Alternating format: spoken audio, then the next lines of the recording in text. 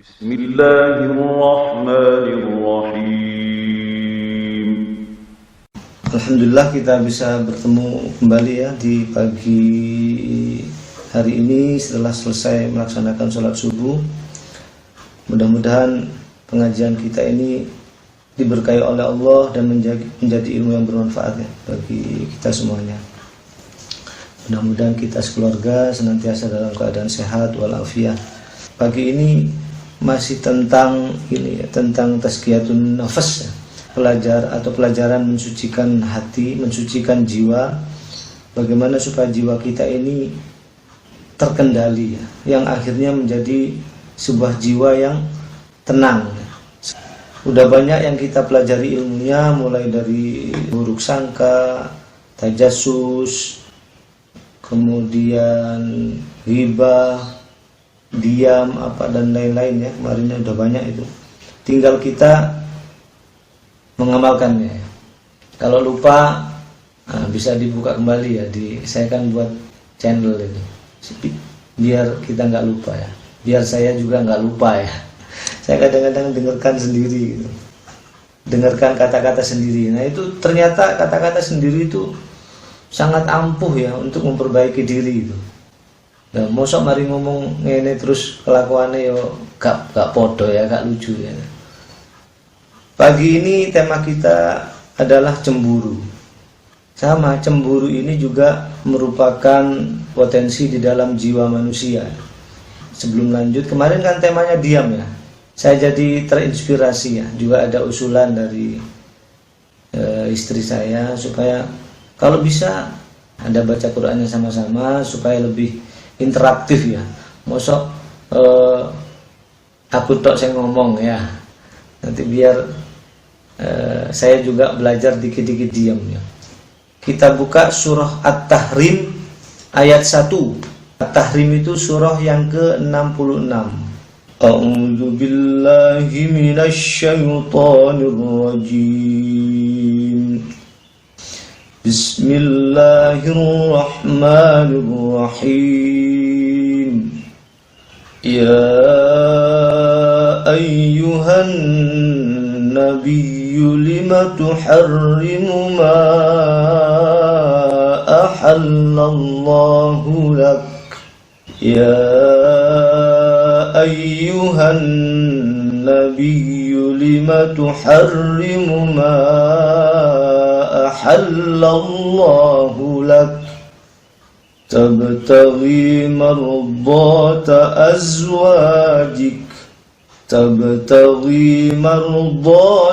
azwajik wallahu ghafurur rahim.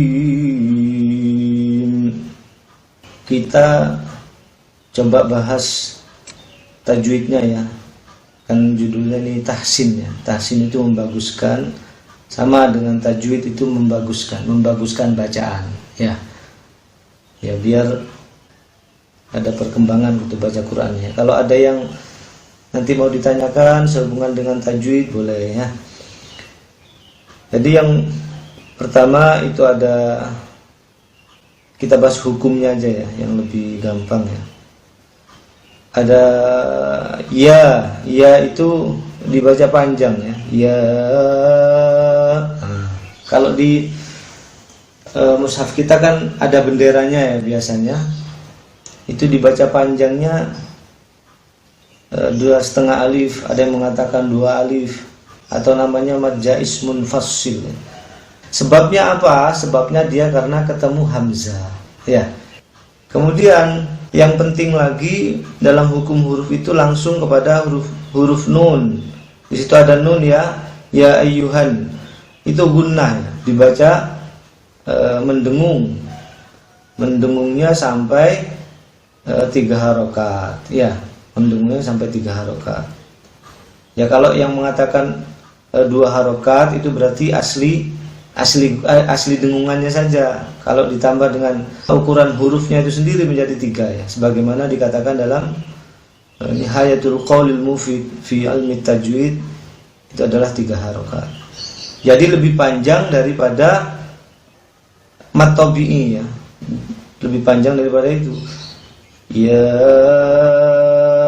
ayyuhan nabi, ditahan N-nya itu loh, ditahan ya. Nggak boleh begini. Ya ayyuhan nabiyyu, nggak boleh ya. Jadi harus ditahan dulu. Ya ayyuhan nabiyyu. Nah, nih. Kemudian kita yang sering salah juga pada ya tasdid. Nah, perhatikan di situ ayyuha. Nah, terus kemudian nabiyyu. Nah, di double y-nya ya. Y-nya di double. Ditekan lidah kita bagian tengah tuh, ditekan ya. Ditekan supaya apa namanya? Supaya double. Kalau nggak ditekan, nggak diangkat ke atas, nggak bisa. Nabiyyu nggak boleh. Ya ayuhan nabiyyu, nabiyyu, bedakan nabiyyu sama nabiyyu ya. Nabiyyu di double. Tulisannya di double, tapi kadang lidah kita itu nggak double ya. Jadi tulisannya double, lidah kita harus juga double gitu bacanya. Bacanya double, nulisnya double. Jangan cuma nulisnya double tapi bacanya nggak double. Nabiyyu ya. Kita rata-rata agak lemah di sini, di mana? Di masalah tasdid ini. Soalnya kan vokal kita atau logat kita di Indonesia ini jarang yang memakai tasdid kan. Misalnya Abdurrahman, misalkan Abdurrahman, susah kita itu lidah kita kan, menjadi hilang tasdidnya ya, jadi Durrahman kan gitu kan, jadi hilang tasdidnya, susah kita mengucapkan tasdid itu. Nah, tapi khusus untuk baca Quran kita paksa tuh supaya double, supaya double hurufnya. Nah, ini juga berikutnya ada tuharri ya, jangan tuhari, di double, tuharri ya, karena roknya kasroh di situ harus tipis, jadi tuharri ya, tuharrimu.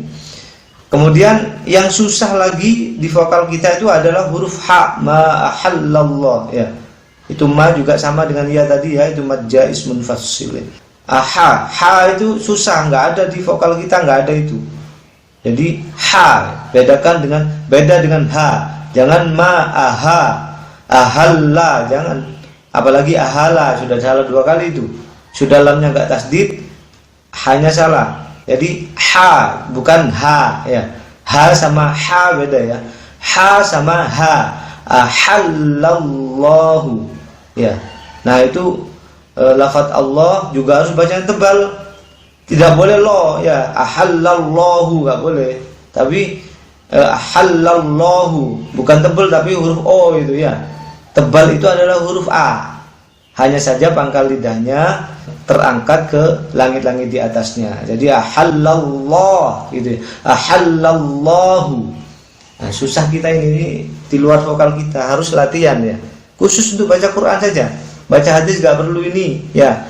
Ngomong bahasa Arab juga gak perlu ini. Khusus baca Quran. Karena baca Quran itu harus bertajwid ya. Kalau belum bisa bagaimana? Belajar dikit-dikit ya, belajar dikit-dikit supaya ada perkembangan lah waktu demi waktu, dikit-dikit. Kalau sekarang mungkin belum bisa baca Quran, kalau sekarang belum bisa panjang bacaiannya, besok sudah bisa panjang, sudah bisa guna gitu. Paling dikit-dikit ini berkembang. Kalau ada yang nggak jelas ditanya ya. Jadi itu huruf tebal tafkhim dalam huruf lam jalalah itu beda dengan huruf o ya. Kalau kita kan biasanya huruf o. Jadi harus baca tebalnya itu beda, harus latihan. Kemudian berikutnya adalah tabtaghi. Nah, tabtaghi ada huruf memantul, tab. Nah, tab. Nah, beda dengan memantulnya kita. Huruf pantulan kita itu biasanya ada hamzahnya, nggak boleh. Tab. Nah, jangan begitu. Tab. Habis ba itu seperti ada hamzahnya, nggak boleh ya. Tapi hamzahnya dibuang menjadi tab. Tabtaghi ya, tab taghi ya. Ini qalqalah. Kemudian ada huruf ra sukun, harus dibaca tebal. Mar ya, do ya. Nah, ditebalkan. Sebab turunnya ayat ini adalah beranjak dari salah satu istri Rasulullah yang bernama Maria Qibtiyah. Maria Qibtiyah itu adalah seorang budak, ya, seorang budak hadiah dari Raja Mesir. Dia itu beragama Kristen, ya, awalnya, aliran Koptik. Namanya sebetulnya bukan Maria Qibtiyah aslinya, Maria binti Sam'un. Kemudian menurut suatu riwayat, budak ini dimerdekakan oleh Rasulullah, kemudian dinikahi oleh beliau. Pada suatu waktu, pada suatu ketika, tibalah giliran dari salah seorang istri Rasulullah yang bernama Hafsah. Giliran mabit, giliran bermalam di rumahnya Hafsah. Nah, tapi waktu itu Hafsah lagi gak ada di rumahnya karena ada keperluan di rumah bapaknya Hafsah. Siapa? Ada yang tahu? Bapaknya Hafsah itu Umar, ya, Umar bin Khattab. Hafsah itu juga istri Nabi, gitu loh. Lagi nggak ada di rumah, ada keperluan di rumah bapaknya. Singkat ceritanya, Rasulullah bersama Maria ini, atau Rasulullah bersama Maria di rumahnya Hafsah, gitu loh. Ngerti ya maksudnya, ya? Maksudnya gini, lebih lugasnya gini. Rasulullah itu menggauli Maria ini di rumahnya Hafsah. Kemudian ternyata Hafsah itu datang ketika kejadian itu. Hafsah itu datang dan melihat pintu kamarnya itu lagi tertutup. Pintu kamar di rumahnya Hafsah itu lagi tertutup. Nah, ternyata setelah diucapkan salam, ya diketuk lah kalau bahasa kita, ya. Ternyata ada Rasulullah dan Maria di situ. Nah, ketika Hafsah datang dan kamarnya tertutup, ternyata ada Rasulullah dan Maria, maka Hafsah berkata begini, "Teganya kamu melakukan begituan di rumahku. Teganya kamu, ya Rasulullah, melakukan itu di rumahku dan di atas ranjangku." Atau dalam riwayat yang lain, "Kamu melakukan hal itu di hari giliranku dan di atas peraduanku." Maka Rasulullah menjawab, "Ya udah, kalau gitu aku akan mengharamkan dia atas diriku," maksudnya Maria, ya, "dan aku tidak akan mendekati dia lagi. Puas kamu," kata Rasulullah kepada Hafsah. Singkat ceritanya, Rasulullah itu bersumpah. Makanya tadi kan di ayat 2 tadi ada bicara tentang sumpah, ya. Setelah Rasulullah berkata begitu, maka Hafsah mengatakan, "Baiklah," atau bahasa kita itu, "Oke kalau gitu." Baiklah ya Rasulullah. Nah, kemudian Rasulullah mengatakan atau bersabda itu sama, ya, dengan berkata, sama. Nggak tahu kalau bahasa kita itu, kalau Rasulullah bersabda, kalau Allah berfirman, ya. Terus kemudian kalau ulama itu apa? Kalau fatwa, ya. Kalau orang biasa berkata, gitu, ya. Beda-beda kalau bahasa kita. Kalau bahasa Arabnya sama, kola, gitu. Sama-sama kola, ya, berkata, ya. Kemudian Rasulullah bersabda, "Tapi tolong jangan ceritakan kejadian ini kepada siapapun," kata Rasulullah pada siapa? Pada Hafsah. Singkat cerita, Hafsah ini nggak tahan, ya, biasa perempuan, ya. Hafsah ini nggak tahan dan menceritakan hal itu atau kejadian itu kepada Aisyah. Istri Rasulullah juga, ya, yang dinikahi dalam keadaan gadis. Dan kemudian inilah menjadi penyebab turunnya ayat 1-5 ini. Hadis-hadis yang menceritakan hal ini semuanya adalah sahih dan bisa dibaca di tafsir Ibnu Katsir, ya. Akhirnya berita ini pun tersebar kemana-mana karena Hafsah membocorkan kepada Aisyah, tersebar kemana-mana dan akhirnya sampai ke telinganya Rasulullah. Dan beliau pun menjadi marah. Kemudian dalam satu riwayat terjadilah takhir. Karena Rasulullah marah. Ya, marah kepada istri-istrinya, terutama kepada Hafsah. Beliau marah kemudian mentakhir istri-istrinya. Takhir itu memberikan pendidikan, ya, kepada istri-istrinya atau pelajaran. 1 bulan Rasulullah meninggalkan istri-istrinya semuanya. Ya, 1 bulan nggak didatengin, nggak Nggak digilir, maksudnya nggak dimabitin ya, nggak pernah nginep di rumah istrinya semuanya. Dan khusus Hafsah diceraikan sama Rasulullah karena peristiwa ini. Kemudian ada dalam riwayat yang lain bahwa penyebab turunnya ayat ini adalah karena masalah Rasulullah yang minum madu di rumahnya Zainab binti Jahsy. Ada yang mengatakan minum madunya di rumah Hafsah. Ya, jadi riwayat-riwayat itu ada perbedaan pendapat ya. Masalah minum madu ini Aisyah dan Hafsah ini kerjasama, jadi cemburu gitu ke Zainab. Ini Rasulullah kok di rumahnya Zainab kok nggak keluar ya, mulai habis asar itu sampai jam segini belum datang ke sini gitu. Padahal itu gilirannya Aisyah. Dan Hafsah sama Aisyah ini berkomplot gitu, berkomplot. Nanti kalau Rasulullah datang kepada kamu atau kepada aku, kita ngomongnya harus sama. Ngomongnya begini, kok bau mulutmu nggak enak sih? Gitu loh. Kalau bahasa kita gitu loh, biar gampang mengerti ya. Kalau bahasa hadisnya itu membuat ngantuk soalnya. Kamu habis minum apa di sana gitu? Loh, aku sama Zainab cuman disuguhin madu kok. Madu putih. Oh, mungkin madunya sudah jamuran gitu. Atau madunya mungkin tawonnya itu menghisap buah maghfir atau apa gitu. Yang gak enak, jadi gak enak madunya. Maghfir itu rasanya manis tapi baunya gak enak ya. Nah, itu pokoknya gitu. Akhirnya Rasulullah mengharamkan madu. Akhirnya turun ayat 1 itu menghalalkan apa yang diharamkan, termasuk yang asbabun nuzul pertama tentang Maria itu. Akhirnya Rasulullah gak mau mendekati Maria lagi. Mengapa engkau mengharamkan yang telah dihalalkan Allah? Nah, Rasulullah kasus madu sama Maria ini mengatakan, ya udah, aku haramkan dia untukku, ya termasuk madu. Untuk apa? Untuk menyenangkan istri-istrinya, kan gitu. Di ayat pertama kan gitu yang kita baca itu tadi kan, apakah kamu mencari kesenangan istri-istrimu? Biar istrimu senang tak? Kata Allah gitu loh. Biar istrimu itu senang tak? Memang iya, memang senang istrinya. Tapi yang nggak senang itu Allah. Yang nggak senang itu Allah. Akhirnya turunlah ayat ini. Allah nggak terima, Allah yang nggak senang karena telah mengharamkan apa yang dihalalkan. Maria itu halal bagi Rasulullah gitu.